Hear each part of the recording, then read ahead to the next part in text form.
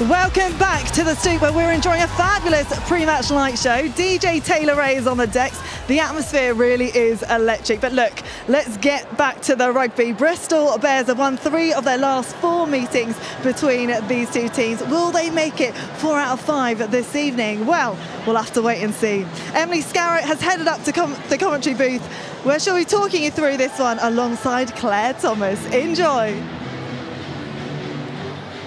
Evening, everybody, and welcome to the Stoop and the penultimate round of the fiercest edition of the PWR we have ever seen.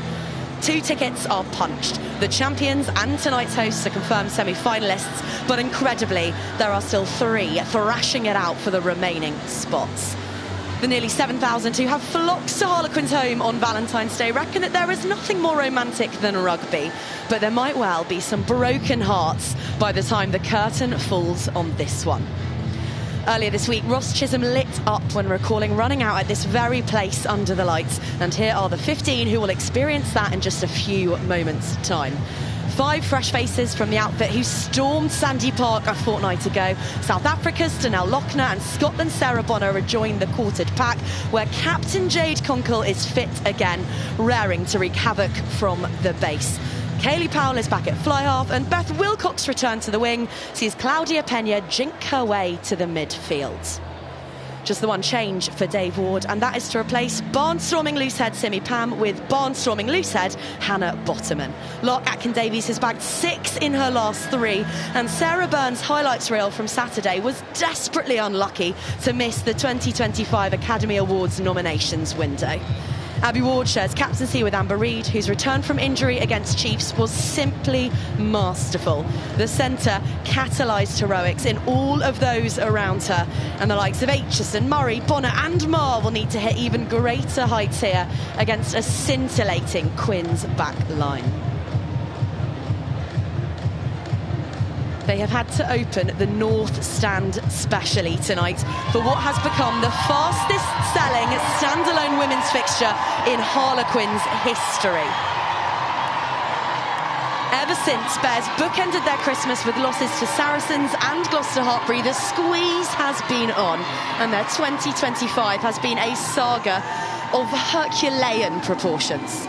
They've swung from mesmerising to infuriating and all the way back again, stuffing Exeter twice whilst conspiring to lose against Trailfinders and Loughborough.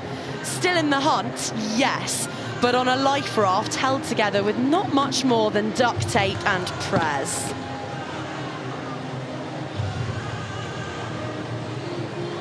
We'll worry about permutations a little bit later on, because there are scenarios where Bristol win and miss out and where they lose and sneak through, but they're not concerned with anything but the next 80, which should prove captivating.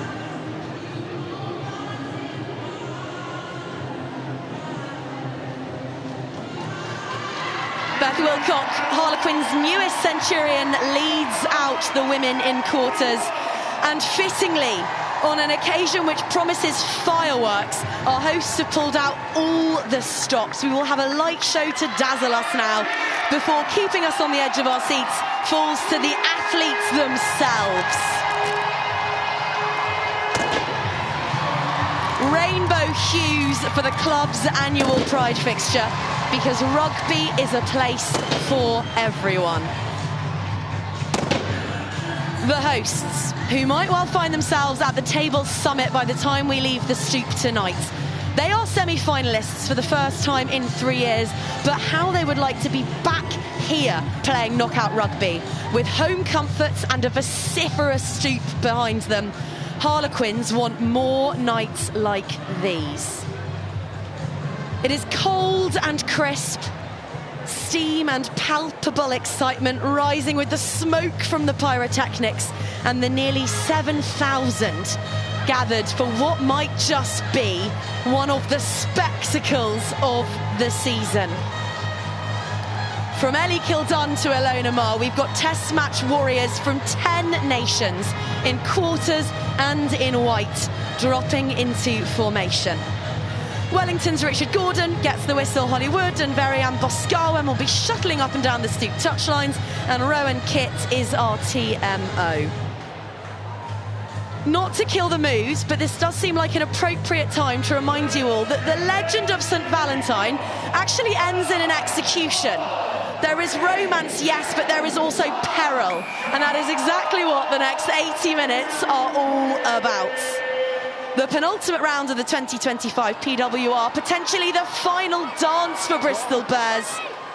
Hold on to your hats.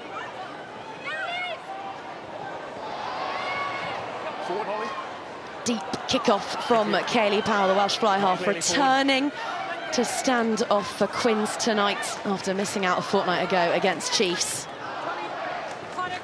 Young Ella Cromack did wonderfully in her absence, but they will be glad of a little bit more experience at the tiller tonight as Bears look to play from deep.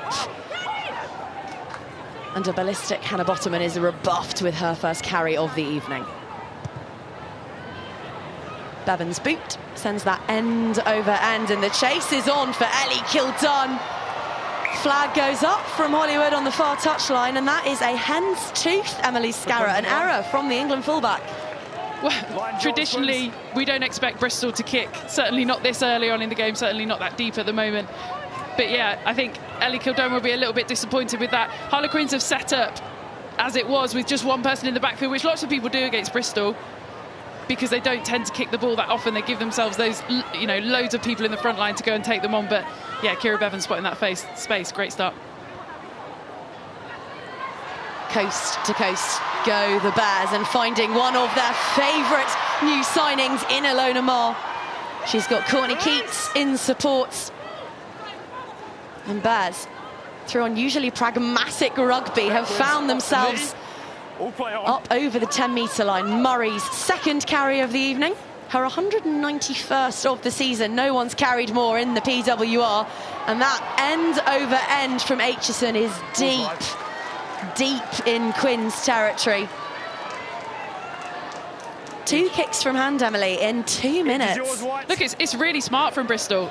This is Ilona Maher carry, second of the game already. Brilliant offload, just getting Bristol going. But this is really smart from Holly Aitchison. There's so much space in the backfield. Again, because Harlequins have only put one player in the backfield, it's Ellie Kildunn. She's super fast. She covers the ground really well, but she can't possibly cover the entire backfield like that. So it's really, really smart from Bristol and putting Quins under early pressure.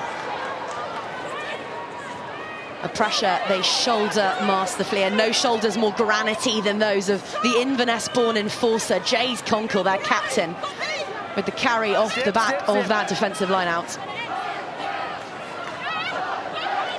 Into the pocket it goes, and Powell really swings a leg through that one. It's pragmatism from both sides early doors. Definitely pragmatism from Harlequins, obviously just getting themselves out of that 22 area. But you look at both of the kicks that Bristol have put in, their opportunities to regather them. Renika Bonner on that far side. If it stayed in field, it would have been an awesome foot race to have a look at. Back. There are foot rises on the horizon. Don't you worry about that. We have some proper road runners out on the Stoops turf right now. Reid in at first receiver finds Aitchison. Expect those two playmakers to interchange. Bears is an orchestra with almost as many conductors as instrumentalists. There are so many who can pull strings. Back against the grain, and another kick from Aitchison, who's really got her eye in tonight. I love it. It's certainly, you know, when you preview Bristol, you know they don't kick. You look at the stats, they've got the least amount of kicks out of everyone. I think it's like 6 per game normally, when everybody else is at 15, 16 kicks. So already they've pulled out 3, and we're just in the 4th minute. So it's really smart. It's putting Harlequins under a lot of pressure. It's giving them opportunities to get the ball back. And fundamentally, it's now on Harlequins. Do they change their system? Do they, put another person in the backfield? Do they work differently? Does Lucy Packer drop into that role? So asking really good questions. Powell finds Lochner, ball knocked on. If kicks from hand are going to prove a key battleground tonight, then the scrum is going to prove another. Speaking to Dave Ward in the week, he said that this is the one thing they're going after harder than anything, and I don't think anyone's surprised by that. Well, I think with an international or a Red Roses front row, you have to, don't you? I mean, Hannah Bottoman, Bottomon, Lark Atkin-Davis and Sarah Byrne are around the field, one hell of an outfit, let alone at scrum time. So, yeah, certainly an area they'll be wanting to really assert their dominance. Crouch. Binds. 38 penalties and counting. These 8 women have won. World-class shovers and shunters. I was about to say, I bet you this first one gets reset. More from the side from both of you, please. An inevitability with a cell like that. Let's do what we can to get that ball in quickly, yeah? Quick reset, let's go. Stay here. It's like this everywhere on the field. So given the big sell to Bottomon, Atkin-Davies and Byrne, we should mention their antagonists for the next few seconds. Silvia Tirani, the Italian loosehead, Connie Powell, another red rose, and Lizzie Hanlon at tight heads. Crouch. Beneath the lights, before the better part of 7,000, Lucy Packer will feed this one. Kaylee Powell across the face onto Pena, who has to really squirm herself to, whilst carrying sideways, get that onto her right boot. It sits up for Maher, who shows that she still retains something that Alan taught her on Dancing with the Stars. Some lovely stuttering footwork in there just to keep Quinn's backpedaling. Bevan now reads. She's got Evie Gallagher on her shoulder, and Conkle's gone hunting for the steal.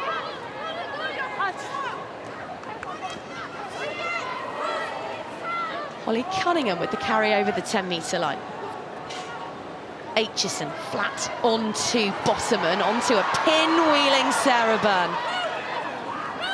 Player of the match last week at Ashton Gates.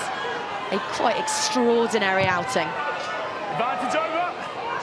While Quins were enjoying a little bit of rest. Time to prepare for this one, to figure out exactly how best to go hunting bears.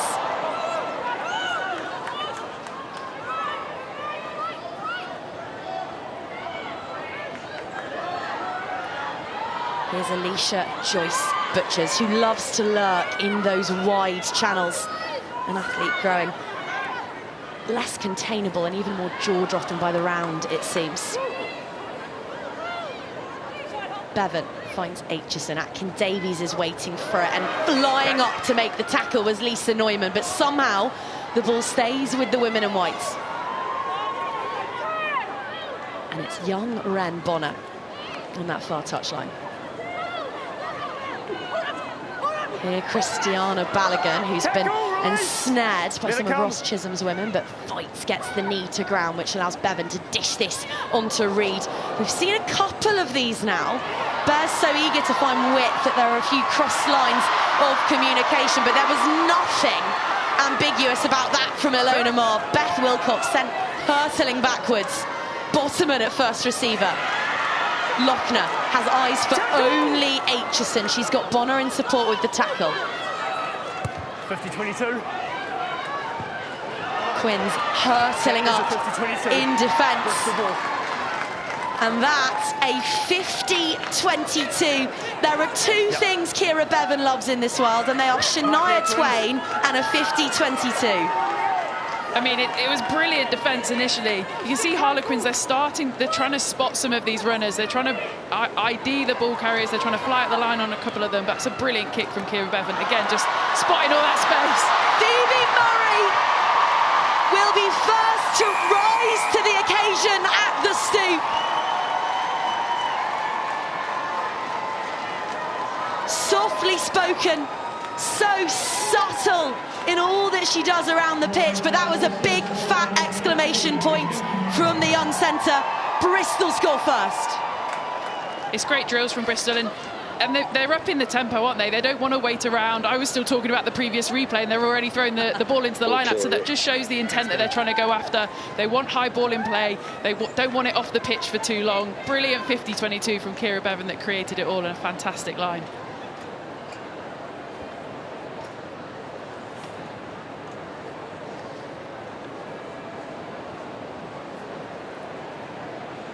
She's straight from scoring duties to being splashed on the TW2 grass. Holly Aitchison has the tee.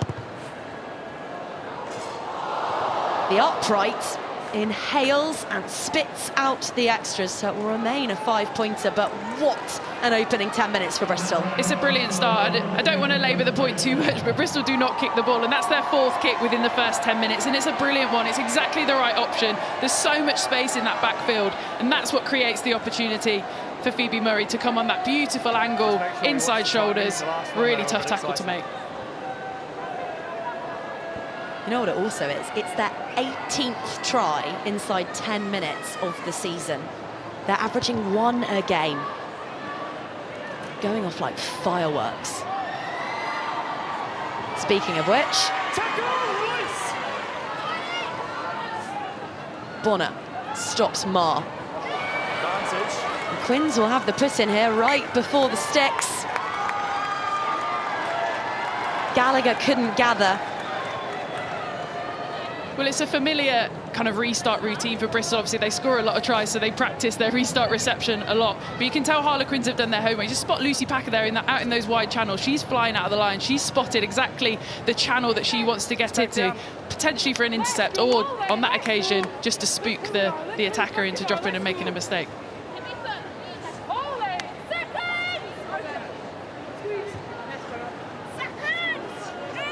Crouch!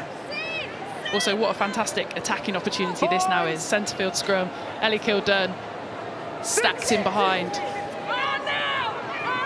Tuima and Wilcock on one touchline, but it's to Pena. They will go, and lurking all the way over there now is Kildern with Neumann for company. Bears screaming, believing for a moment that they'd affected the turnover, but they're peppering the short side here, Harlequins. And Lochner, international cap for South Africa in netball and now in rugby, applies all of that athleticism to the white defensive wall before her. Quins have an advantage to work with here, and look at that as they fired from a cannon. Maddie Grant. Playing penalty advantage 9. We saw the pace that she's all about down at Sandy Park a fortnight ago. Abby Fleming, the Welsh woman, on the tumble, but still putting a dent in the jerseys before her. They go again, ball trickles loose, and back they will come for the penalty.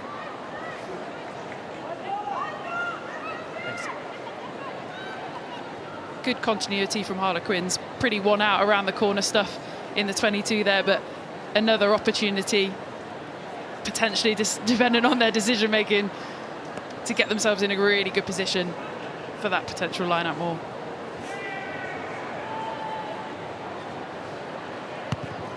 The only side this season to have scored more tries off the rolling maul than Harlequins are Bristol Bears. This is a clash of 2 highly entertaining sides, but they also know when to just stick it up the jumper and shove. Do you know why that is? Because they actually gain a lot of penalties. They have those opportunities because of how they attack. They draw a lot of penalties out of sides. They get those opportunities to kick to corners and more. So, yeah, it could be the other side of the game tonight. That one, though, not gone according to plan. They've managed to wrestle it back, Quins, but not cleanly at all. We've got nothing. We've got nothing. Yeah. Scrum down. And Abby Ward doing what all canny captains do, just having a word with the referee. It's a brilliant gather from Leisha Joyce Butchers. Her 11th steal of the season. She likes those.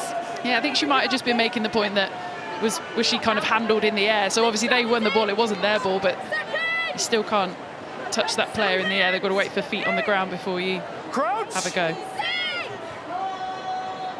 She's not the tallest, Joyce Butchers, but she seemingly grows tentacles when there's line-out ball to be pilfered.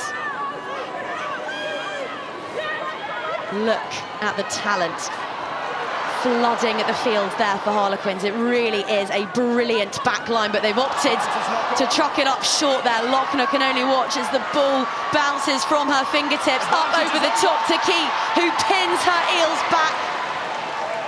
But it's Lucy Packer flying in from absolutely nowhere to make the tackle. 2 big defensive involvements from the scrum halves, but off their feet. And Quins get a get out of jail free card and hand it right back to Bristol. Just been a little bit sloppy, haven't they, Harlequins, with a couple of opportunities that they've had. This is a strike play coming around the corner. Didn't look like they were quite sure, Lucy Packer, which one she was trying to hit there. But again, this is the threat of Bristol. Turnover ball, brilliant tackle from Lucy Packer there on the cover. But yeah, I think we've seen a little bit of sloppiness from Harlequins in those areas, and again the threat that Bristol pose.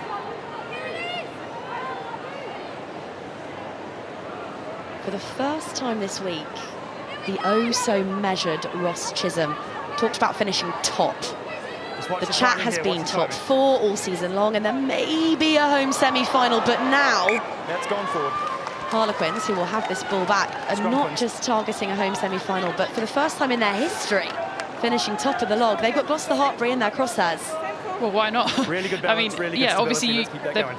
guaranteed that semi-final spot, but obviously if you finish top, you then play 4th in the league, and 4th at the moment is the shootout between Bristol and Exeter that we've obviously been speaking so much about. Yes, a home semi-final would be brilliant, but also that opportunity to play potentially the more struggling side of the 4, potentially, can we say that, is a great one. Though that does beg the question, would you rather play Saracens or Bristol or Exeter in a semi-final? And of those 3, Bristol are the only ones to have ever won away from home in a knockout game. I'm taking that question as rhetorical. Very wise. You've got friends and teammates across the league. Kayleigh Powell finds Pena, and look at that, a bullet of a pass onto Lisa Neumann, so strong through contact. The Welsh winger who's playing the rugby of her career right about now. As she's hurled backwards, Conkle finds the offload. Neumann upended, dumped down by Bonner and Murray, the try scorer in combo. 7. Grant with Velcro on her fingertips to keep hold of that one. Powell, little no-look pass. That's a fine first carry of the day for Sylvia Tarani. Powell again. Tackle! Picked up, scrunched up, dumped down by Burns, still frees her hands, keeps it alive. Tackle, This is when Quins are dangerous. They love an offload. Lost now, thank you. Packer onto Hanlon, who runs over the top of Sarah Byrne and keeps going for an extra 5 metres for good measure. Packer now onto Bonner, needed to give that. There were options to her right. Step. But they reload. And this time Lochner keeps Springbok mitts on it. Powell. Fleming's carry, double tackle from Bristol. There's space somewhere if Quins can just find it. Powell again with the loop onto Ellie Kildun. Just Bonner to beat. Doesn't need to because she's found Neumann, who's knocked it on. Oh, it was brilliant build-up play from Harlequins.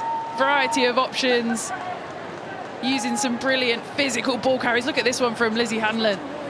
Doesn't quite get taken to ground, puts her head down again, leg drive, gets them on the front foot, potentially miss a couple of opportunities on this near side. This is Ellie Kildun on to Lisa Neumann. Brilliant carry from her earlier on in the phases, unable to hold that one, unfortunately.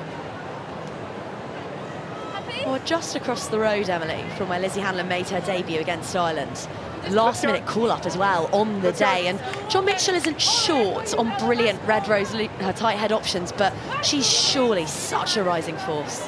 Yeah, I think it's really helped her come into Harlequins. Definitely seen, you know, her puff her chest out a little bit more, get on the ball a little bit more here at Harlequins than perhaps she was able to in Exeter in previous seasons. So yeah, it's awesome to see the development of her, and you know, what greater test is there than going up against, you know, Bottomman and Byrne today.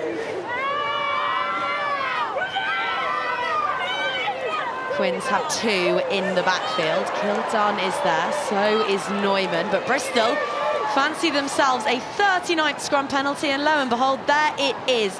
One-handed take from Reid, whips that across the face, and Courtney Keat glides through the gears, but equal to that speed, Claudia Pena, the revelatory signing from Barcelona. Lovely hands, look at them get to work, Bristol. It's the Bears' way. Still with an advantage to Flax.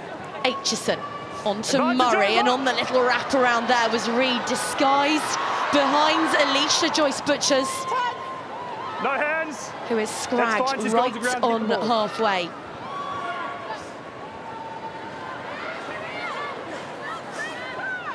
They don't need many bullets, Bristol, to fire. Once they're into the red zone, no side is more efficient than this lot.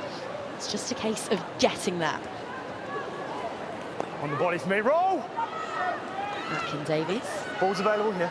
He's been working so hard, Dave Ward said in the week, on that carrying game, and we're really starting to see that come to the fore. Lovely ball there. Aitchison finds Keat, who's been industrious already. 20 minutes played, and how many carries has Courtney Keat had? Evie Gallagher over the top of her Scottish compatriot Jade Conkle. Pena there just flying out of the line. I think both sides have just got to be a little bit careful. That's intercept territory and or line break for the other side territory. So it's quite risky, high risk stuff. And all of that fizz and hustle amounts in a scrum. So let's get the thought, shall we, of the home head coach, a man who knows these occasions all too well. Ross Chisholm is alongside Nick Heath for us. Well, Ross, thanks for joining me. It's pretty tense up here, I'd imagine. How are you feeling?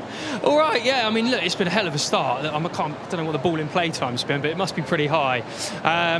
Yeah, look, it's clearly like a high attacking game at the moment, isn't it? And I think the difference between the two sides is clearly just Bristol being more clinical. We've had a few entries into the 22 and we just haven't taken our chances. So that'll be the kind of fix-ups for us in this next period. Just actually how can we be a little bit more accurate in that area?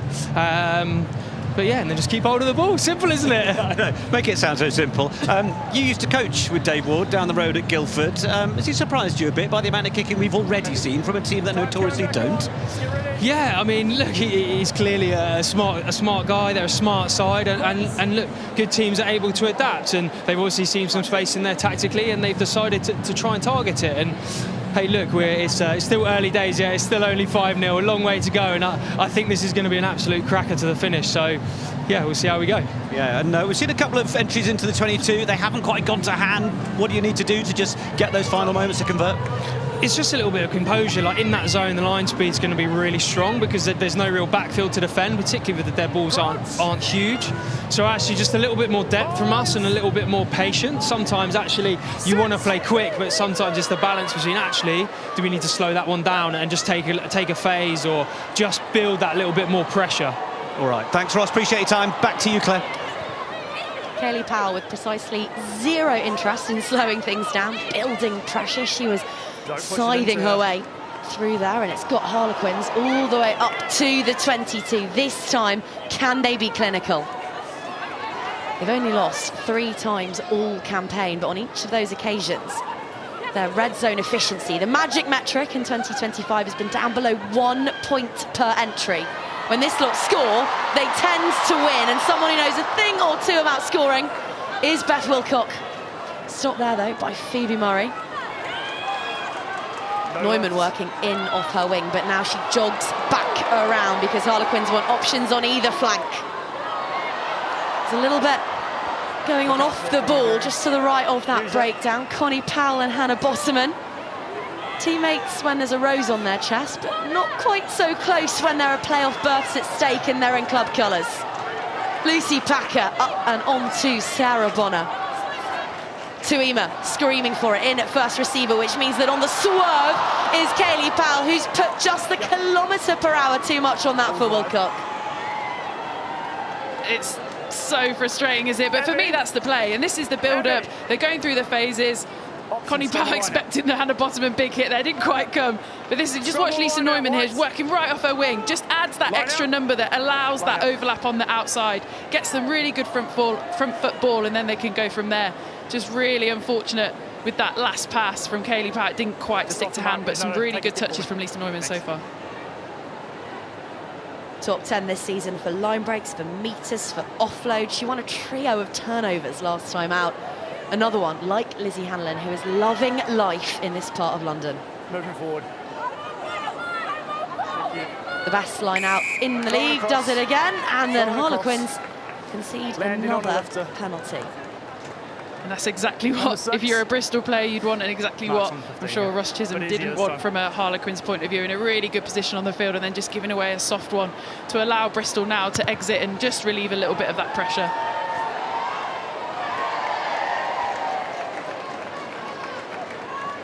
Don't throw across, please. Straight up and down.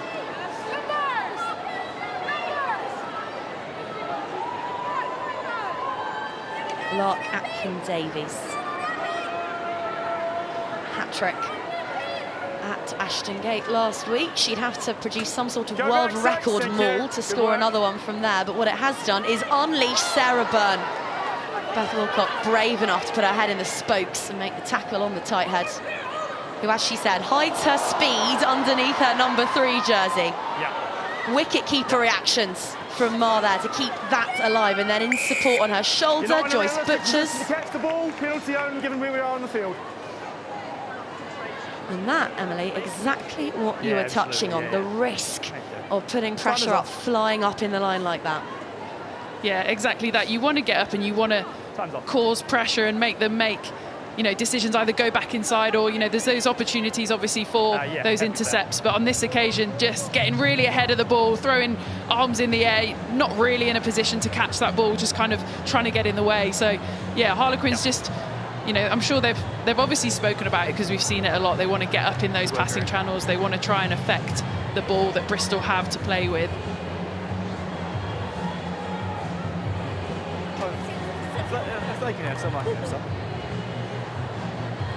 Well, from Londoners hosting Bears to Londoners visiting Foxes, Leicester Arsenal is tomorrow's lunchtime Premier League kickoff.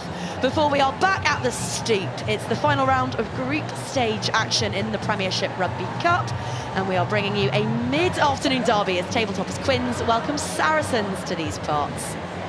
We're rather enjoying ourselves this Friday evening, so we're going to do the same again next week in the PWR as Ross Chisholm's side head to Queensholme for a shot at the champions.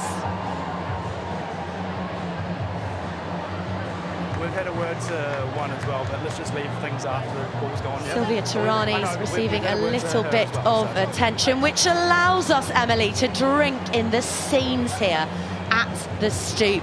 We have already shattered Harlequins' previous record for a standalone women's game. It was back in 2019. Gloucester, Hartbury were in town, 4,500.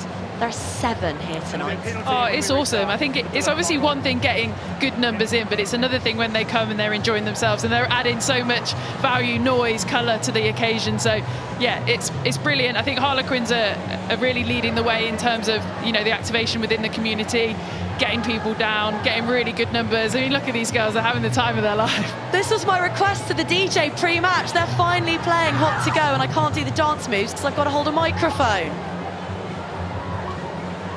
That can be my excuse too, then.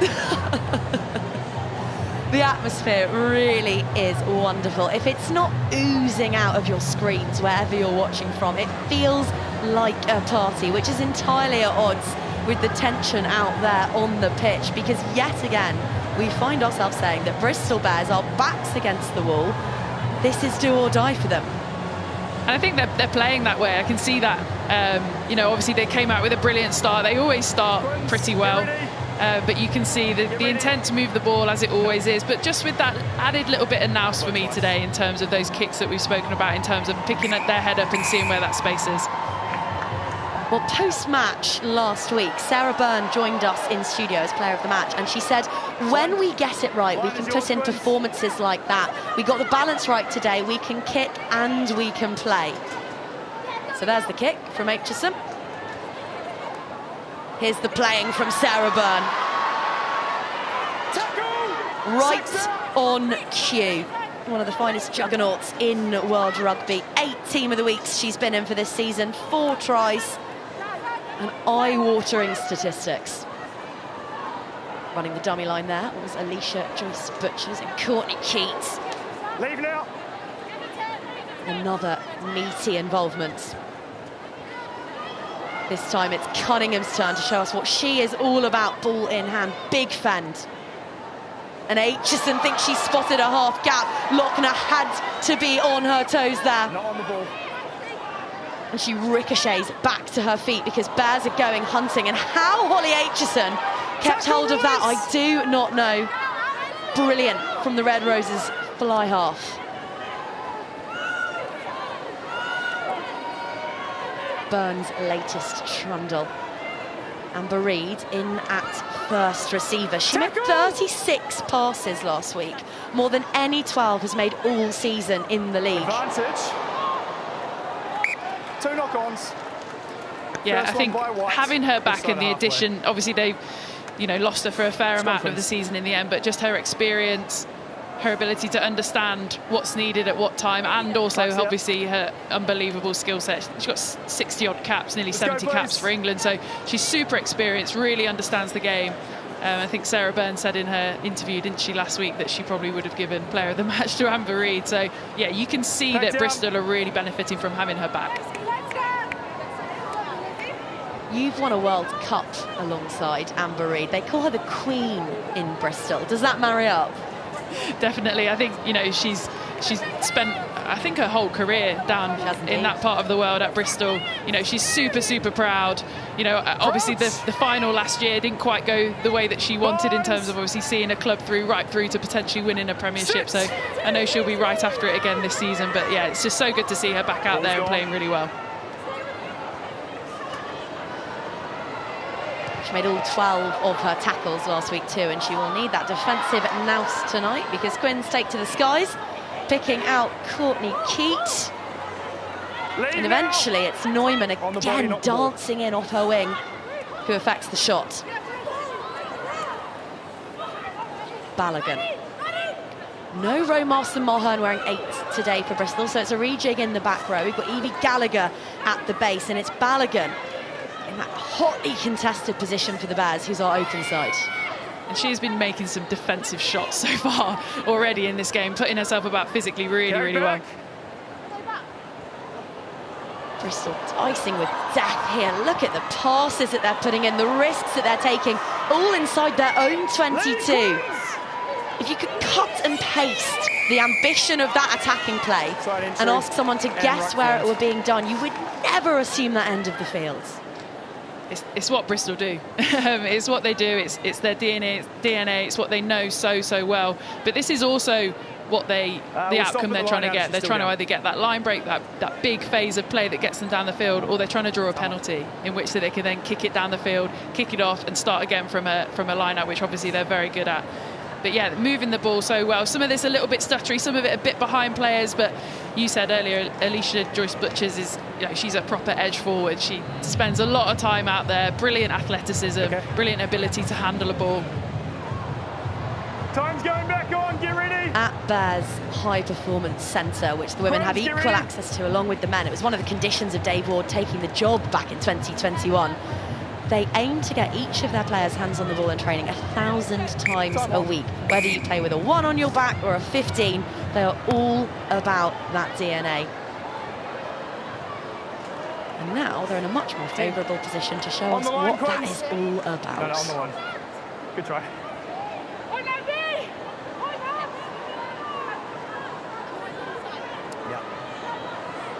5-0 still this one. It's been end-to-end stuff, as Ross Chisholm alluded to in his interview.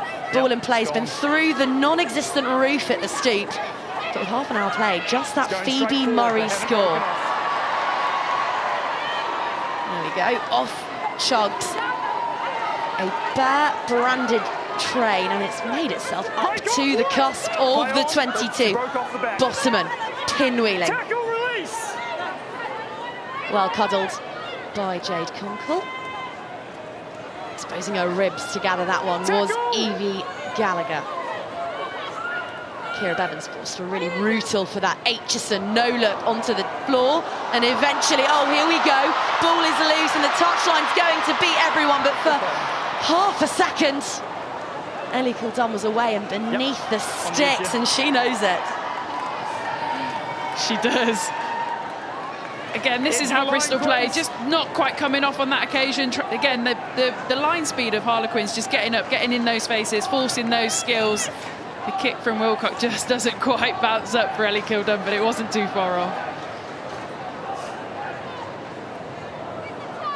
Not seen her with too much ball in hand so far, have we? Obviously, Harlequins haven't had a huge amount of possession, and when they have, they've kept it relatively tight. So hopefully we get an opportunity to see her really fly today.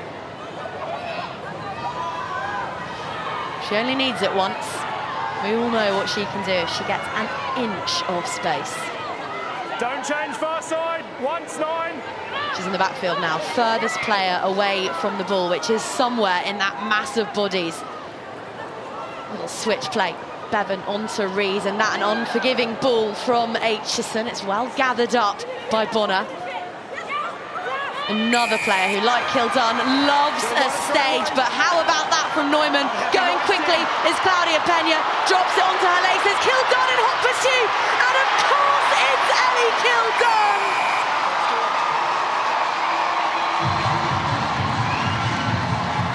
Massive occasion, stellar lineup, stunning score. That is such a good try. It's so opportunistic. It's such a good finish. It all started with the initial turnover at the breakdown. Lisa Neumann there, and then Pena's just gone. She doesn't think about it, goes.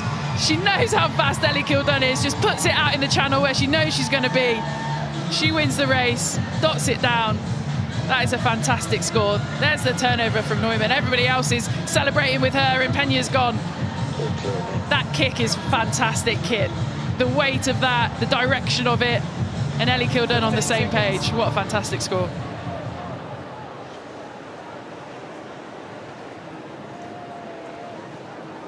Well, Pena honed her sparkle in the Spanish Sevens team, and you could see all of that tenacity in the quick tap. Flags stay down, just as they did up the other end. So 32 minutes played, and it is all square. It's Valentine's Day, of course, so let's head over to somebody who knows a thing or two about red roses. John Mitchell is alongside Nick Heath. Yes, thank you, Claire. I'm with John. John, thanks for making some time for us. Well, the game first of all, how are you viewing this one? Yeah, it's Bristol probably started pretty well by getting entry in the attacking 22, and obviously got the first conversion. And then you've seen Harlequins building pressure at the other end and not converting, and then all of a sudden you see Bristol, who potentially are overplaying in their exit, giving Harlequins too many possessions through their errors, and you saw a quick tap and that changed the game. Plenty of red roses out there tonight. Are we, as we tiptoe to the 7 months to this home Rugby World Cup in England, are you in the nervous point yet for the fitness and keeping free of injury period of any of these players? Oh, I'm sure the injury gods will have their say at some point. But you know, we've got just got to back whoever we've got standing, and I'm sure we'll have enough depth. But yeah, more importantly, it's an exciting time of year, isn't it? It's finals time of PWR, and we're obviously getting to the final stages of our selection as well. So we're starting to narrow in. Yeah, Women's Six Nations on the cards, and look, when crowds of 6,000-7,000 are turning up for games like this, it really brings home the leaps and bounds the women's game's taking, doesn't it? Oh, it's exponential, you know, like who knows when the starting point was, you know, like, but you know, on Valentine's Day, there seems to be a fantastic atmosphere here, and the girls are obviously in a very, very tight contest. So yeah, it's awesome. Excellent, John. Really appreciate your time. Claire, back to you. Well, certainly one red rose stepping up at the moment is Sarah Byrne. Another brilliant carry from her. I think John Mitchell alluded to it there. I think we'd all love to be still standing at the end and with that World Cup opportunity, but there's still a hell of a long way to go, isn't there? And probably a pretty tough pre-season coming as well, which is why he was just keeping a bit sheepish there. Amber Reid, someone who's been missing out on Red Rose's selections recently, but is sticking a fabled hand up out on the grass off the stoop, finding a gap there where there seemingly was none, and now Balogun with a massive overlap opts instead to straighten and barrel into Neumann, again on defensive detail. Reid attempts a Pena, doesn't stick. Reaches out, thermal clad arm. It is cold here tonight at the stoop. And it's Gallagher squirming.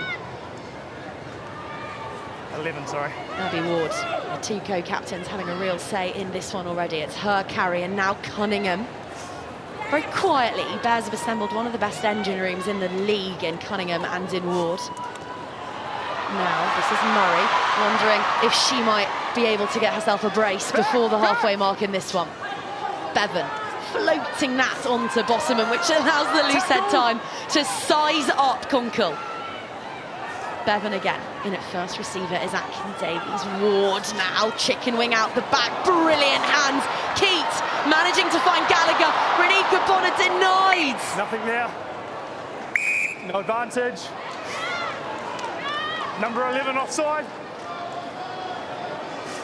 Lucky there to come back for obviously a previous penalty. They're under advantage, so again, just playing, got some really good width. So I'm starting to see some fantastic offloads coming out of this Bristol Bears side, getting them in behind really nicely. But again, that last pass on that opportunity there for Rini Kabona just not quite sticking. I think this is something Harlequins have got to keep an eye on now in terms of the penalties that they're giving away. Just giving Bristol those opportunities to keep building pressure, keep having opportunities to advance down the field or get closer to the try line and obviously threaten more points. 4 minutes remain, 5 apiece, and just a reminder, if Bristol win today, then Exeter have to win at the StoneX tomorrow. This one's massive. Short ball, Atkin Davies onto Alicia Joyce Butchers. And out of absolutely nowhere, a rejoicing Bristol Bears hit the front once more. This lot aren't ready to go home. Not yet. They're certainly not. And that was so simple. It was almost like the first try. It was first phase line out. I hear you. That one seemed so simple. Didn't even go up, just hit Alicia Joyce Butchers. She was at mark, so as soon as she gets hit, she's just turned and she's going straight through a gap. Harlequins defending more towards the back of that line out. And it's a brilliant finish. Probably far too simple from a Harlequins point of view, but a great, great pick again from Bristol Bears.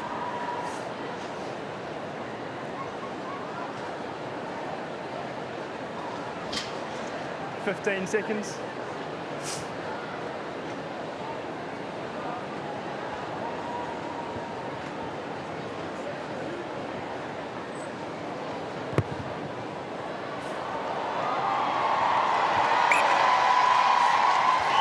Never mind Cupids.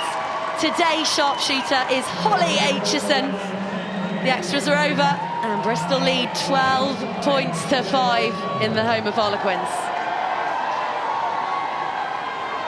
All about the exit again now. So John Mitchell said Bristol potentially overplaying a little bit. We've said that all season, but that's how they play. Potential opportunity again to just revert back to how they started this game, get some decent field position and put Harlequins under pressure.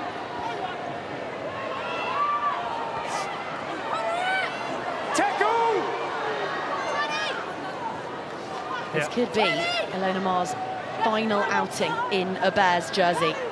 This lot don't want it to be the case. By the looks of it, Lochner absolutely does. What a shot that was from the Springbok. But the ball's been pilfered. It's on to Sylvia Tarani, tackled from behind by Sarah Byrne.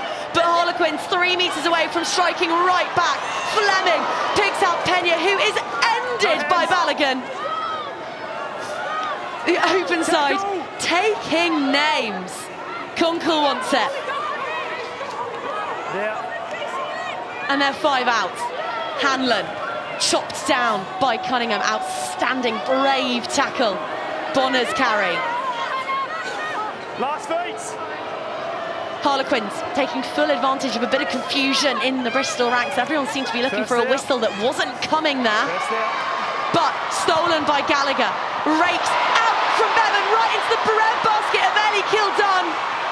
Double tackle made, and the World Player of the Year is driven towards that far touchline.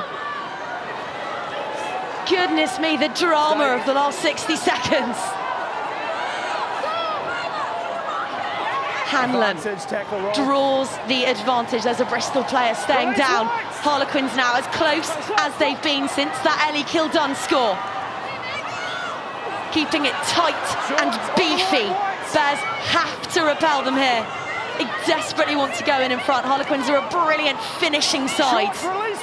Short once more. Look how narrow Bears are. Out comes the call. Get it out to the Wonder Woman. But there's another superhero in Maher who makes the tackle on Kildon. Picking and going is Will Cook. Bears defending as though their season depends upon it, and in some ways it does. Kildon stopped again. Nothing there. No advantage coming back. Huge set. Back for the penalty. There's so much to him picking that phase of play.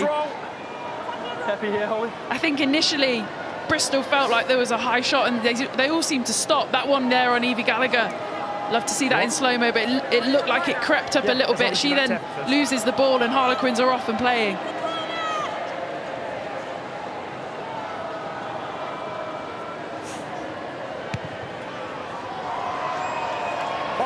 White. Make sure we stay on the line, maintain the gap.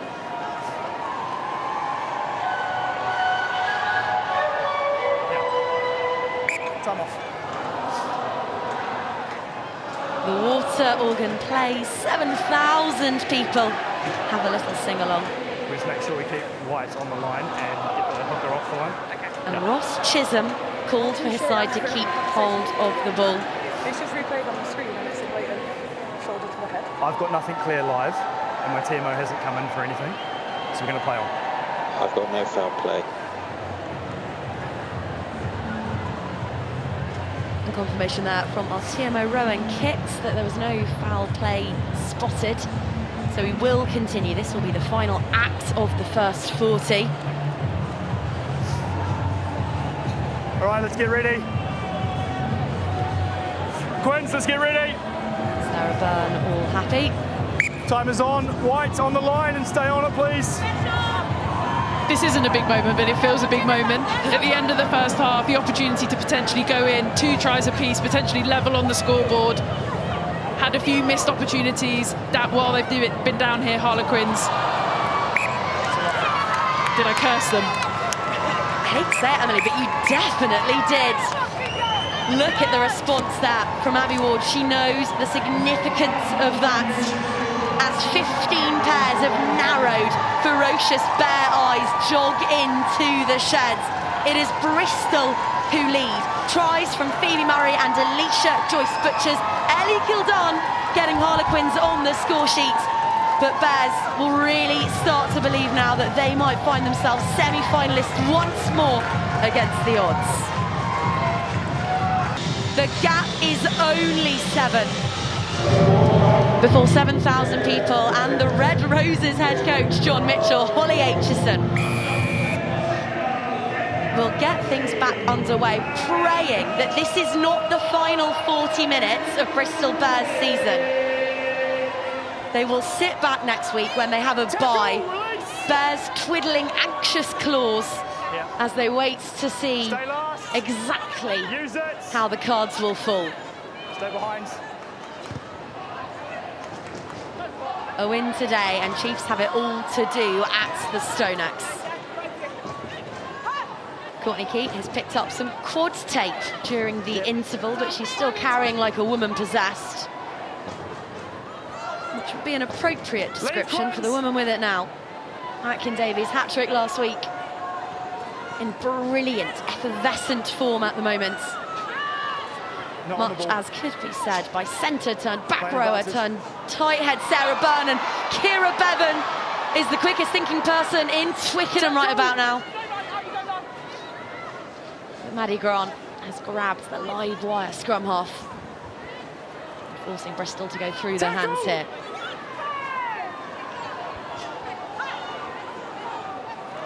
Knocked on by Bears Centurion Holly Cunningham, so back for that earlier penalty.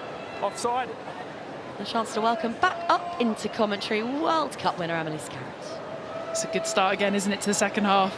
This from Kira Bevan, so good. She's so active around the breakdown, always looking at that run opportunity. And she decided to run because Harlequins had come so high, they'd come offside and they'd drawn another penalty. That, though, a howler. Not only did they not find touch, but they found one of the most dangerous athletes on the pitch in Ellie Kildare. Her opposite number, Keat. Yet again, gives it everything she has, every ounce of welly. Door slammed shut as Aitchison wondered about having a little dance of her own. Byrne throws 1, 2 dummies, gets the footwork out, eventually tumbles to turf. And offsets Cunningham. Proud Bristolian in her 8th season now at just the age of 25. Drifted past Byrne and found Gallagher. Bonner slammed into by Pena. Pena is putting in one hell of a defensive effort at the moment. She's throwing herself around all over the place. Awesome to see. She's got winged heels, the outside centre, but she's got shoulders made from molten titanium. Reed, again, calling the shots. Maher has it now. Alert to the threat. Harlequins bring in 2 defenders for that shot. Abby Ward.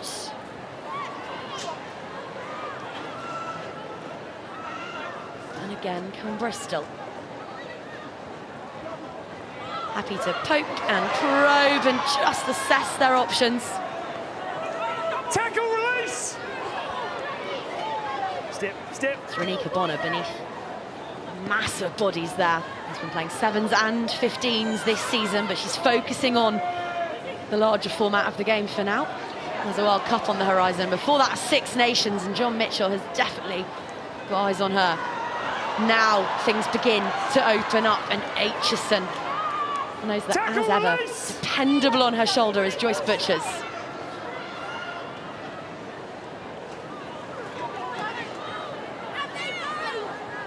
Phase after phase. Nothing there. No advantage. Again, just comes back to, I thought Harlequins were holding really strong in that defensive effort. They're trying to get off the line, but just need to be careful in terms of a couple of decisions that they're starting to make. This is where Bristol are really threatening. Just at the line, no look pass from Abby Ward. Amber Reid knows she's coming out really straight from Holly Aitchison. Just gives them a really good edge from Bristol Bears, but Harlequins have just got to find that balance between getting off the line, putting them under pressure, and not making bad defensive reads that allows Bristol all that time and space that they're after. I understand. And not giving penalties away. I'm not going to have a decision to make if your player's not there.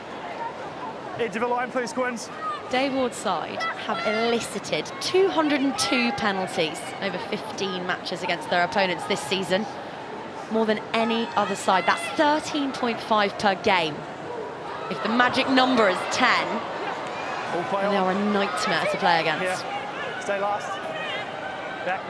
But well it's harder to draw penalties if you don't have the ball. Stay, Quins. They have coughed it up there. Nothing clear for me. And the stands liked that one. Ran Bonner loses her footing. And has the ball knocked from her clutches by Lisa Neumann. Out the back door there from Tarani. Kunkel looks up, sees Ward before her, but more excitingly sees Pena and Kildun on that far touchline. That one skittles towards Aitchison. Pena flies in for the tackle but doesn't make it. Luckily, Maddie Grant is there. Release now. The Canadian flyer told to release. Leave, Quins.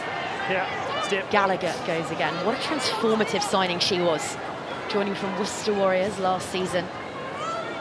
A missing piece of the jigsaw, Dave Ward has described her as. Sarah Byrne. Oh, how does she do it? Seemingly Teflon coated. One-handed gather from Murray. Tackle. You can't miss her. She's the one with the bright yellow boots and the incredible skill sets. Byrne again. Sarah Byrne again. What do you do with an athlete like that barreling at you? Desperate times for Lizzie Hanlon.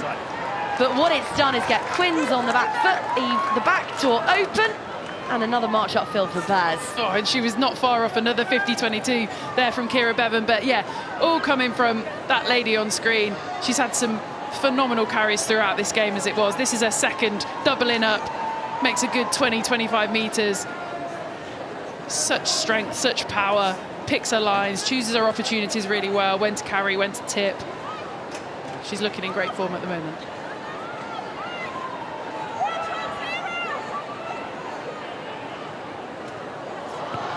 Overthrow from Powell, gathered up by guess who?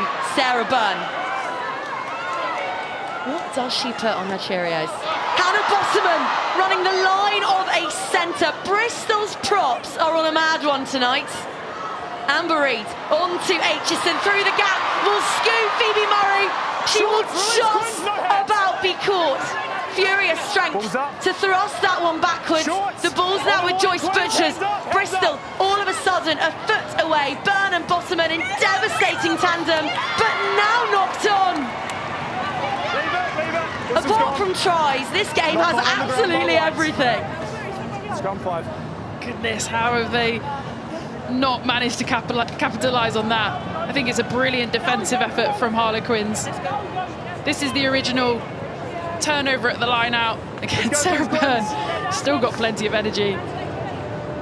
Then Hannah Bottoman has a brilliant carry. This hold-up just there from Holly Aitchison, just that little delay gives Phoebe Murray that outside shoulder. Great intervention again by Pena and Powell. Then they're on their try line, then they're trying to get as low as possible, Harlequins, and Bristol just can't manage to keep control and and get over the try line. Crouch! You can tell there's a lot on this game, can't you? Sit! Balls at the back, gone. You can feel it. It's two highly motivated, highly skilled teams going hammer and tongs at one another. Stay last. Stop in front. High and arcing from Powell, but it gets the job done. A tiny bit of oxygen. Line is yours, Quins.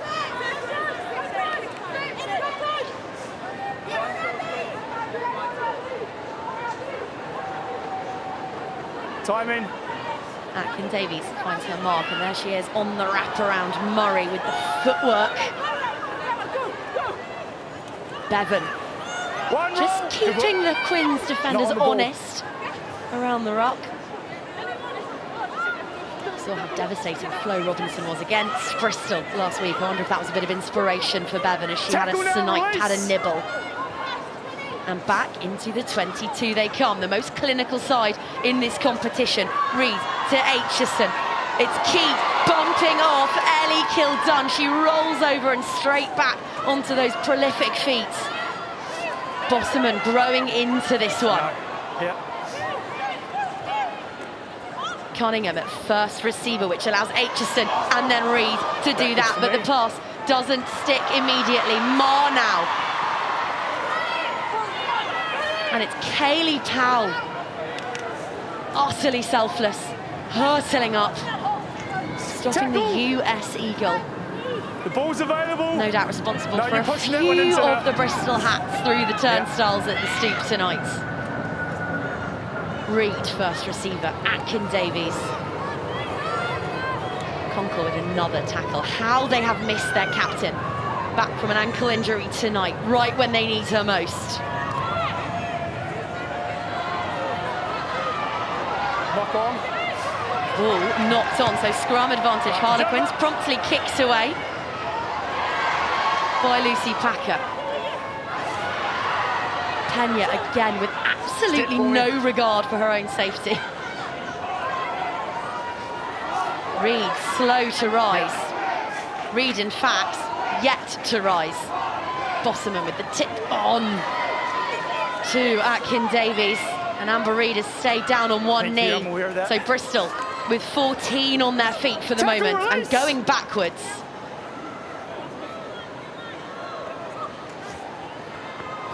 Advantage, knock on. Another knock-on advantage for Harlequins. Bodies piling into that breakdown.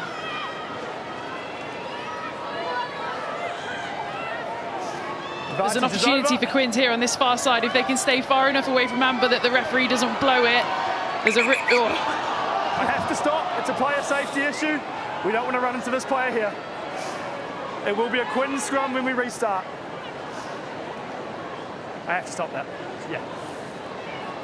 I've already spoken to you about those late shots. When I've got my back to them, I'm getting late shots. Reed receiving a little bit of attention there, and watching on, hands on hips, is Meg Varley, which is a very handy replacement to bring on. But here's what happened. Yes. She went big in the tackle, didn't she? Just might have been how she's fallen, I'm not sure. She looks like she's doing all the kind of shoulder, neck tests. Might just be one of those stingers. Tell you what, she will not want to leave the field, so you're going to have to physically drag her off if she does come off the field. But even while she was down, that was still a hell of a defensive effort on that occasion there, getting play stopped.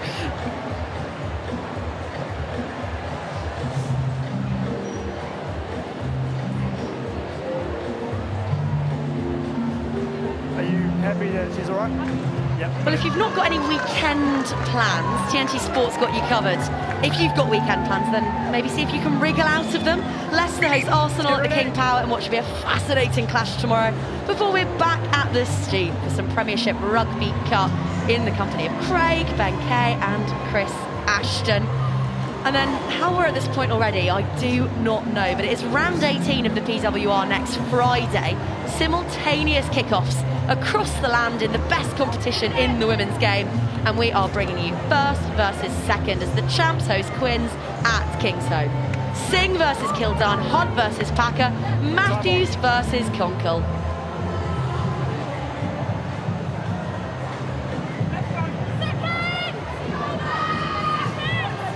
Well, you reckoned, Emily, that they need to pull her off the field with pliers. Amber Reed remains with us. She's a tough cookie. She's a really tough cookie, and this will mean a hell of a lot to her to be out there to be representing Bristol after the season that she's had. Bears gave that an almighty shove, but Quins rising with it. Powell finds an airborne Ellie Kildare, and Maher is screaming for reinforcement because Kildare has the offload away, and with Wilcock, who is so tenacious, so strong through contact. How many times have we seen that from Beth Wilcock? I do not know how Sylvia Tarani kept hands on that one, but she has done so, and it's her fellow prop forward, Lizzie Hanlon, barrelling into the 22. Quins have struggled to fire in this part of the pitch, but now they've an overlap, and Ellie Kildare is shrugging off one, shrugging off two, reaching, stepping, scoring. The Stoop is her dance floor tonight. 32 tries in 28 appearances for club and country this year. It's half decent, that's Yeah, it's a brilliant finish, and it started on the very far side, wasn't it? She was taking on Ilona Maher, got that brilliant offload away. There it is, tries her chances on the outside. Beth Wilcock with a brilliant leg drive, and then makes her way all the way over to the other side of the field. Lovely hands from Langi Tuima. Holly Aitchison just shooting out of the line there. Sarah Byrne just can't quite make it, and then it's a mad scramble, and 15 seconds. And like Bristol Bears, Ellie Kildare is able to get herself over the try line.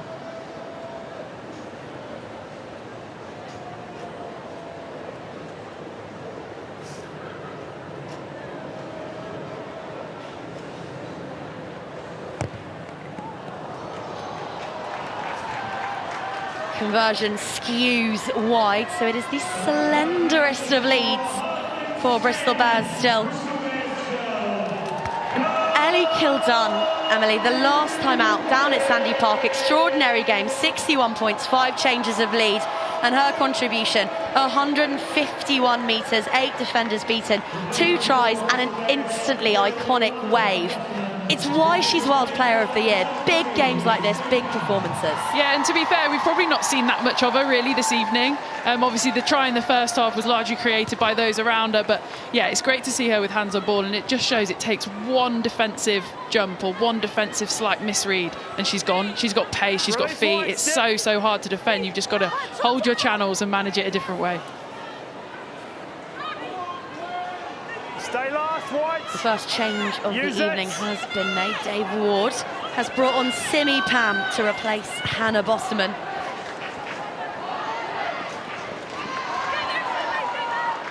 I asked him in the week why it was that Pam got the nod against Chiefs at Ashton Gate, and he said he's in a luxurious position of having 2 properly classy loose heads at his disposal. That Simi has to be patient. She's behind Hannah Bosterman. But when given her opportunities, her professionalism, her athleticism, her courage, absolutely wonderful. Advantage, forward pass. She's straight into a cauldron out there. Advantage, forward pass first. Because there's 2 points in this one in 25 minutes till someone breaks the tape. And this will be the bit that will be really frustrating for Bristol at the moment. You know, it's kind of, well, it is, it's an unforced error. You know, the pass is a decent one. There's not a huge amount of pressure from the defensive line. They're in a good area of the field. We've had really good stability and angles. You know, that you spoke earlier about how many touches they get throughout the week on their handling. It's because of how they play. They need to be brilliant handlers of the ball to play the way that they play. And unfortunately this evening, just a couple going a little bit astray.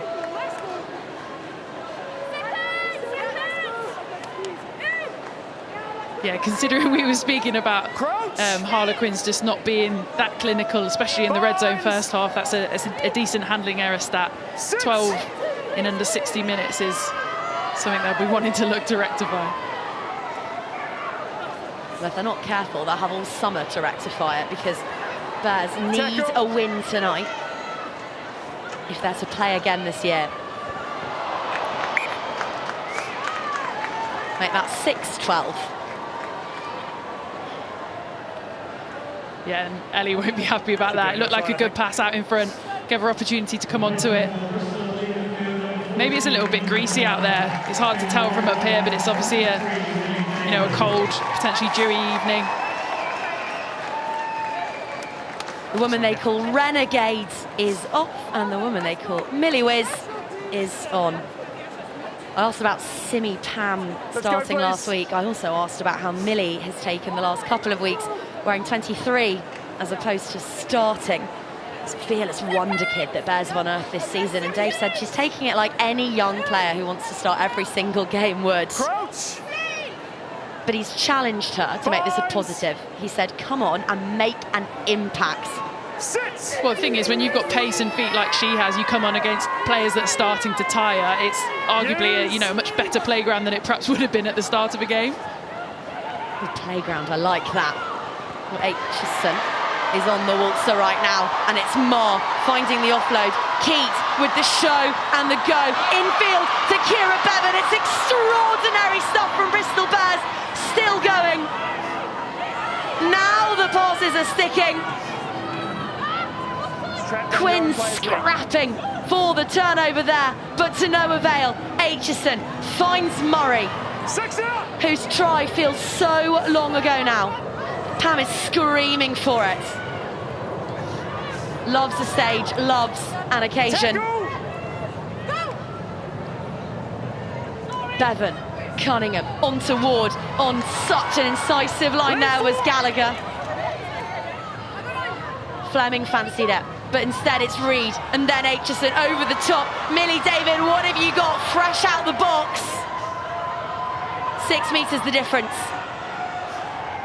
1 quarter remaining in this one, and Bristol Bears do not want this to be their final quarter of the year. Balogun brings them to within 3 meters. Bevan finds Pam. This is what Simi Pam does, still going. Just about hauled short. Surely there's inches in this. Cunningham wants it. And over go Bristol Bears! It's Sarah Byrne with the try. And yet again, Dave Ward's charges turn desperation into points. Oh, it's a great response. That's more of the Bristol way. Things going to hand, awesome skills. This is from the starter play, just a little wraparound play. Holly Aitchison taking it to the line. Ilona Maher with the big fend, an offload. And then Keat just getting those arms free with Bevan on the inside. And she steps about 6 people back on the inside, finds her friends. And then I tell you what, not many people are stopping Sarah Byrne from there.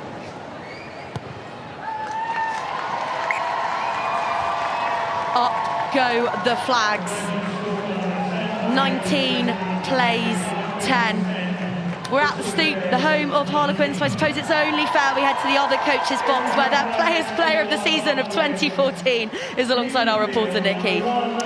Yes, Dave, that probably makes things feel a little better. Yeah, a little bit. Still plenty of time left in this game, and this contest is going to go right to it. I think both teams have given it their all so far, so that last 20 minutes is going to be huge. Emily Scarrett said, having seen Millie David come on, that it may be about waiting until the playground's slightly tired to allow her to really have an impact. Is that what you're hoping for?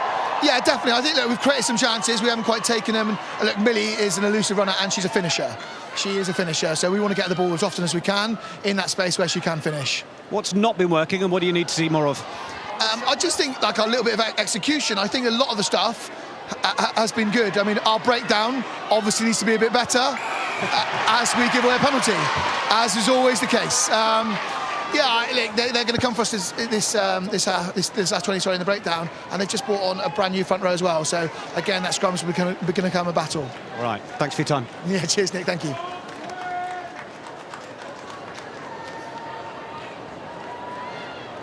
Quinn's penalty will, if all goes according to plan, be buried in the Bristolian 22 by Langi Tuima.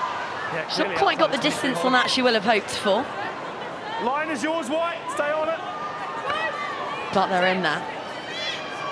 The 9-point deficit to overturn, as alluded to by the Bristol head coach. There are two of them there, an all-new front row.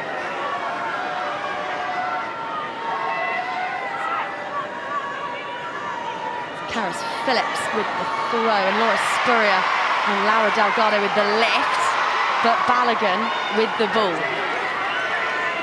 Over the top of Pam and onto Reed Aitchison with that bit of space and scope in order to find Keats, who's been virtually omnipresent in this one. Maher shut down fast. Ward's deft little tip on. Advantage. Pam watches as that bounces right into Delgado's hands. Wondered if Conkle might have knocked that one on, but they've managed to find Grant, who somehow keeps that in field, and back we come. It's all messy, we're going to come back. It is all messy. I was about to say, I definitely agree with the referee there. It's really messy, but again, Dave Ward was just speaking about it in terms of, you know, what Bristol Bears need to do. They keep hold of the ball, they always keep hold of the ball, but they need to just cut out some of these errors. You know, they're not forced at the moment, they're just bouncing off chests, or they're out in front of people, inaccurate passes or whatever. So yeah, you go 9 points ahead. I know it's not the Bristol Bears way, but this is where you've got to get down in a good area of the field, put yourself in a position where you're not under pressure, and go from there.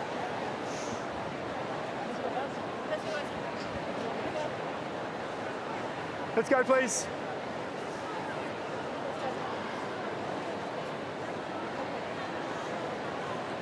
We talked about Bristol's ability to start with such appetite and accuracy. Well, Harlequins are all about the late show. No team scores more tries in the fourth and final quarter of fixtures. Barnes. Sit. Lucy Packer in and out. It's the way they like to use their scrum. It's a springboard for the acrobats in the backfield, and here's one of them in Neumann. Her Welsh teammate Bevan manages to grab a calf. Such crisp service from Lucy Packer. They've the best ruck speed in the competition, Harlequins, and they're flexing it here. On the shoulder. Yeah. Pena in with the clear out. And back the other way they go. Leave now, Whites.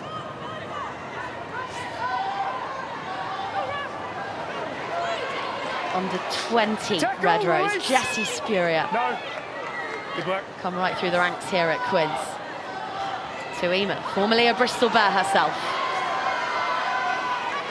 And Reed wrestles Kildun down. Well, she can't do any damage. Packer straightened herself just a couple of steps before firing it wide. Wilcock with Maher to beat. Maher still going with the tackle. Leave Whites, well done. Leave it, leave it. She's been quiet ball in hand, but she's putting some key defensive shots out wide. Kaylee Powell onto Delgado, the Leonas captain. And now Kildun on a hat-trick. Sends that one through, and up goes the flag. Yeah, it's a nice option. Harlequins getting through some good phases. I was just thinking Bristol Bears having a little bit of taste of their own medicine in terms of that continuity, playing the ball wide, testing those edge channels. And then Ellie Kildun decides it's the right time just to push one through, settle things back down again and put the pressure back on Bristol. And if we're honest, neither team's line-out has been particularly proficient tonight. So again, it's a good opportunity to get up and put some pressure on that Bristol line-out. A rightfully exhausted-looking Holly Cunningham is off, having emptied the tank. Fortunately, Bears have another workhorse to call upon. And the 23-year-old Delaney Burns played every game this season. She's straight into that huddle. Whilst Bristol's leadership group have a word amongst themselves, what would you be saying if you were Abby Ward in this moment? Well, what I'd be saying is probably not what Bristol Bears are saying, but I'd be talking about at the exit, how we get ourselves in a good area of the field. But certainly from a Bristol point of view, it's probably just about maybe tightening things a little bit. And I don't mean playing one out, I mean tightening those passes, just making sure they're being really secure on how they want to play in terms of the pass quality, etc. So, yeah, getting into the areas that they want to, whether that's via run-in or potentially looking at some of those kicks that they did in early on in that first half. Or they'll probably maul for a penalty. 6, don't change! Keep going, Quins. 5 is through the middle. Mauling hard, despite the best efforts of Lochner. Step, step, step.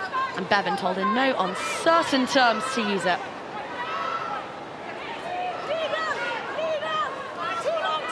Tackle! Stay last, Quins.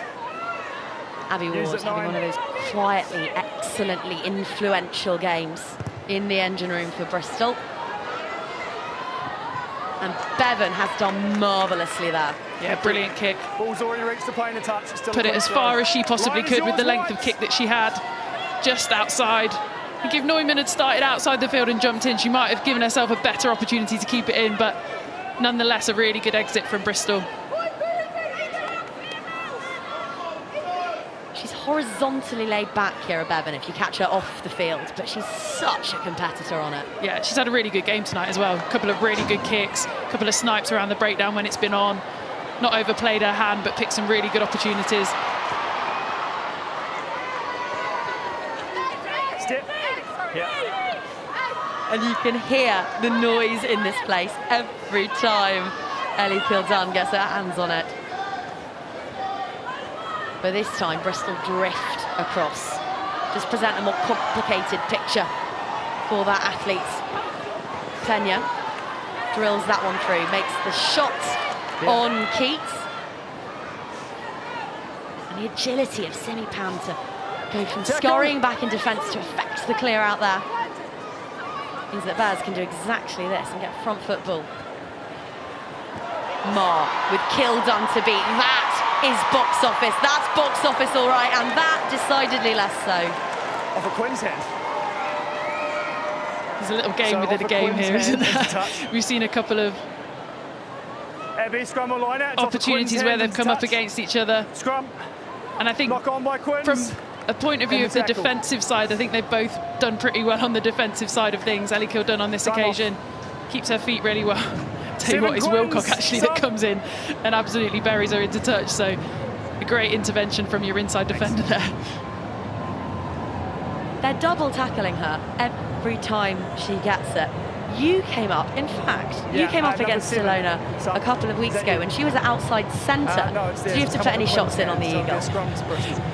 Far too many, if I'm completely honest. I think it was my max amount of tackles I've ever made in a game on that particular occasion, and most of them were on Ilona, and that's safe to say it took me about 6 days to recover. But yeah, I mean, she's obviously back on the wing now. I think for me that's her better position. Obviously within a Bristol Bears context, she perhaps doesn't see as much ball as you'd maybe want. I'd love to see her working off her wing, running off shoulders, inside balls, or challenging around the breakdown. I think, you know, with her pace and power, she could have a huge impact there. But yeah, I think she's certainly grown into this 15 season. Speaking of pace, speaking of power, Maddie Grant is off the Canadian, which means that wearing 23 is Issa Preens, 21-year-old, signed just last month as injury cover for Harlequins. She's wearing 23, but she is a flanker. Ross Chisholm, as he has done pretty much all season long, opting for that 6-2 bench split. Nothing subtle about this. If Bears roll into your patch, you're going to need some serious firepower to tame them. Crouch! Binds! Sit!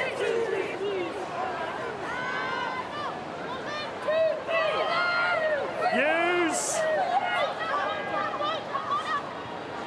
Aitchison took that at full stretch.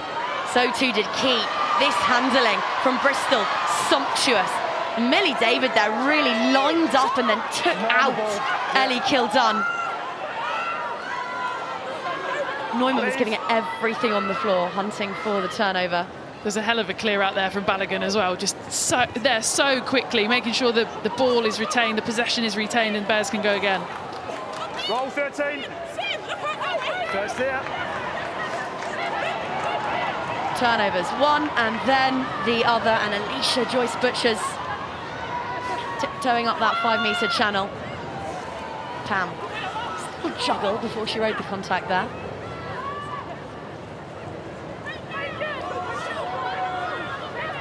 Tackle!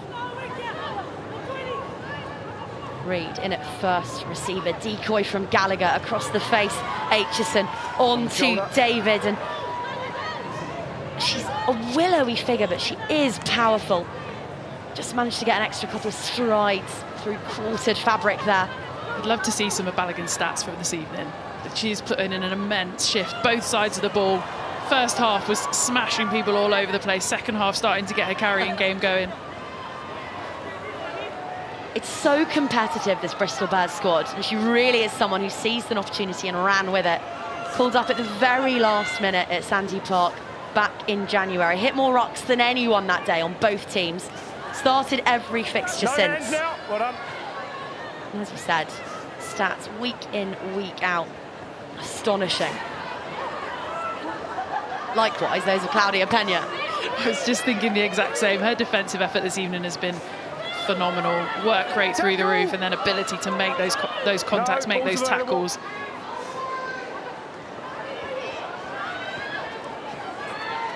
On the subject of work rate, here goes Evie Gallagher. One of a select few to be in the 400 club last year. Played every minute of the Six Nations. A tournament in which Holly Aitchison was nominated for Player of the Championship. Breakdown. And you wonder, talking again of effort and workload, if Bristol are tiring just a little bit. Well, it's really interesting. When you attack, you want to make the defence reload. Oh, just as they've picked a really good short side. That offload hasn't quite stuck, but you want to make the defence reload. You want to get on top with your carries, make them go backwards. Whereas as we're watching here, we've got a great vantage point, but it's Bristol having to go backwards in order to reload their attacking shape. And Danelle Lochner, her first appearance since December, and she's had a couple of moments ball in hand that she'd rather forget, but defensively she has been a titan. You kind of sensed it was coming. I think, you know, Quins' defensive effort this evening has been brilliant. There's just been a couple of lapses where obviously Bristol have taken their opportunities when they've arisen, but yeah, I think generally their defensive effort, they've held really strong. They get caught a little bit on this short side. Great pick from Amber Reed. Maybe just forces that offload a touch. But then again, just ability to get over the ball. If you're half a second too late on that clear out and there's a good player over the top of it, then you're potentially struggling to retain possession. Let's go, please. So as things stand, Bristol grow the gap on Exeter Chiefs. They would take 4 points from this encounter. So they will sit back with their bye week to come and see how Saracens and Chiefs get on at the StoneX late tomorrow afternoon. Advantage knock on. Harlequins never cheer for Saracens, but my word, they will be supporting Susie Appleby's side tomorrow, whilst Bristol will be fervently hoping that Alex Osterbury's women send Chiefs back down to Sandy Park empty-handed. There'd be a couple of really cool watch parties to get filmed there, wouldn't there, if the sides were watching the games together, like a Leicester City in the Jamie Vardy era when they won the Premiership. That would be quite a fun watch. Let's go, please, Bristol. A roar at the stoop as the signs are waved, and potentially for the very final time Ilona Maher crosses the white line in a Bristol Bears jersey. So far they have done all they can to get themselves a spot in the semi-finals, minus that bonus point try. That is critical over the next few minutes. But I think it is safe to say, whatever happens, she has made her mark on this league. David falls down by Packer, and another turnover for Quins. Put it down, please, Lauren. Well done. Getting a little bit heated out there. As you'd expect, right? Again, it's another brilliant hustle from Pena. if you get to see it again, but again, that defensive effort just coming up, really hustling at breakdowns, affecting tackles, wanting to stay in the fight. This Harlequin side, they're not done yet, taking their time as they approach this line out, want to get their drill right, want to make the right call.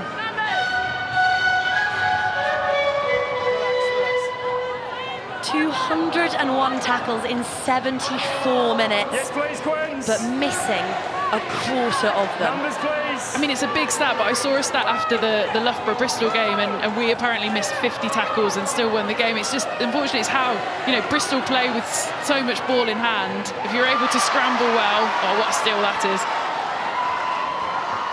Yeah. Joyce Butchers with that seemingly magnetic pull towards the ball.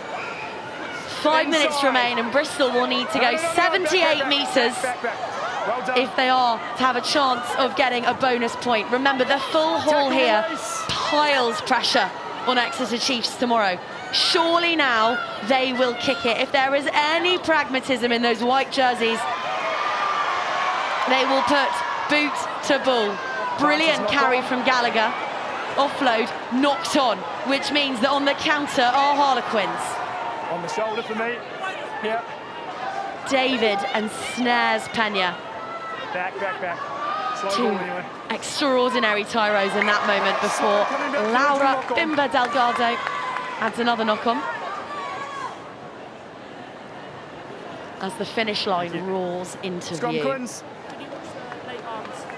Yeah, I'll keep an eye on it. Thank you. We should also mention there are two battles taking place right now. As Ross Chisholm said in the week, both of these sides have something at stake. If Harlequins want to guarantee a home semi-final, they need to win their remaining two matches. Let's go. They can keep things in their own hands with a victory over Bristol tonight, and they have not got long to plug those gaps. No, they don't. But I think that's how the season's set up. That's how it's designed. It's going to be a really tight run-in. And to be fair, Harlequins with Bristol today, and obviously Gloucester Hartbury next week. That's it's a tough end to what's already been a tough and arduous season. So I think, yeah, they're brilliant games to have at that time of year to test yourself against some of the best. And obviously Bristol this evening are really fighting for their lives as well. So it's a brilliant opportunity to almost play in a cup final mid-season. So yeah, it's great for them. They'll learn a lot from this. And look, there's still 4 minutes left. Kildon has it, which has ended in only one way, really, all evening long. Packer floats and then pops it on to Fleming. There are Bristolian hands on it.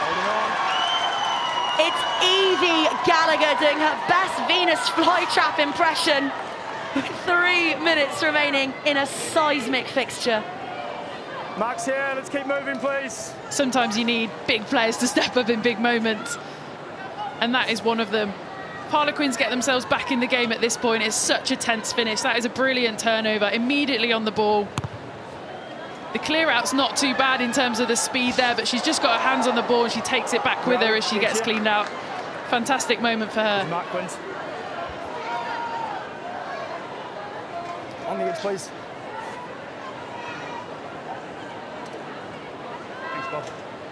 Bears want the bonus point here. Make no mistake, a win, awesome. But a bonus point one. And they can leave here knowing that they have done all that they can. In this fixture at least. They have been so inconsistent. One thing they can lean on though is their maul, and it's getting the job done yet again. 44 metres made this way against Exeter last time out, and now a penalty, and they will leapfrog their way up the pitch. And this is where Bristol do manage games really well. This is where they are super smart. You know, there was not a cat in hell's chance that ball was coming out the back of that maul unless the referee was explicitly telling them to do so. They're keeping it in, they're driving, they're staying really tight. So many tired legs in that forward pack. There must be, but they're pushing as hard as they possibly can. They know the penalty's on its way, and they know they then have an opportunity to advance much further down the field to get in striking range.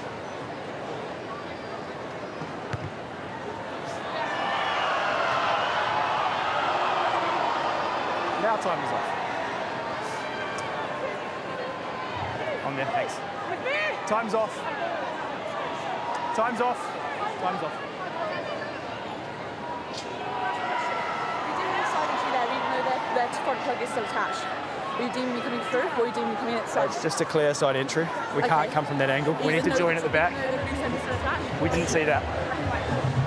Abby Fleming just making sure that all is squeaky clean at maul time. And speaking of squeaky clean, we have some Clinique goodies to give away to someone at the end of this fixture. So Emily, I'm going to now, although I will definitely jinx this, we'll go to a grandstand finale by doing so, but ask for your thoughts on our Clinique Game Face player of the match. Yeah, I think there's been some brilliant individual performances this afternoon, certainly from a Harlequin side of things. We've said Penya's name so often. Sarah Byrne has been mega again. Kira Bevan at the back of all the things the forwards are doing as well. But I think for me today, there's been one player that has physically really stood up, you know, been involved in everything. Not always the person that will carry and make line breaks, etc., but has done a phenomenal job for this Bristol Bears side. So my Clinique Game Face player of the match is Christiana Balogun.